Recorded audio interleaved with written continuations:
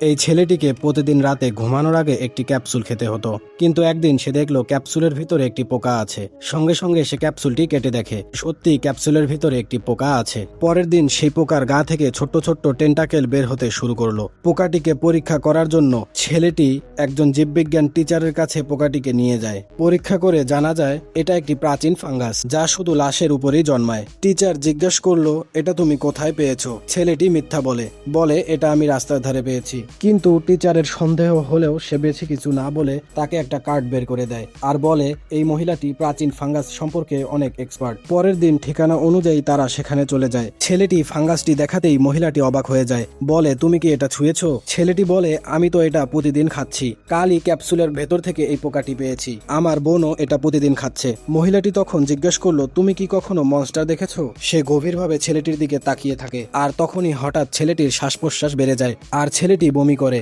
মহিলাটি তখন বলে এটা আসলে বিষ তৈরির একটি কাঁচামাল। সে নিজের হাতের কাপড় তুলে দেখালো। এরপর মহিলাটি কিছু জিনিসপত্র গুছিয়ে ছেলেটির বাড়িতে কিছু পরীক্ষা করার জন্য যেতে চায়, কিন্তু ছেলেটির এসব কিছু বিশ্বাস হলো না। সে মনে করলো মহিলাটি তার সাথে প্রতারণা করছে। সে রেগে গিয়ে সেখান থেকে বেরিয়ে যায়। সেই রাতে ছেলেটির দাদার হার্টের সমস্যার কারণে দ্রুত হাসপাতালে নেওয়া হলো। অপারেশনের সময় ছেলেটি কাচের ওপাশ থেকে দেখলো তার দাদার শরীর থেকে কালো ধোঁয়ার মতো কিছু বের হচ্ছে। এবার সে মহিলাটির কথা বিশ্বাস করতে বাধ্য হয়ে ছেলেটি মহিলাটিকে তার বাড়িতে ডাকলো। ঘরে ঢুকেই মহিলাটি বলল ওই দেয়ালের পিছনে ভয়ঙ্কর কিছু আছে। সব যন্ত্রপাতি সেট করার পর মহিলাটি বলল যাই শোনো না কেন কোনো কিছুতেই কান দেবে না। তারপর মহিলাটি সবার হাত ধরলো আর তার মুখের উপরে একটি কাপড় দিয়ে মন্ত্র পড়া শুরু করলো। আর হঠাৎ একটি মনস্টার মহিলাটিকে জড়িয়ে ধরে।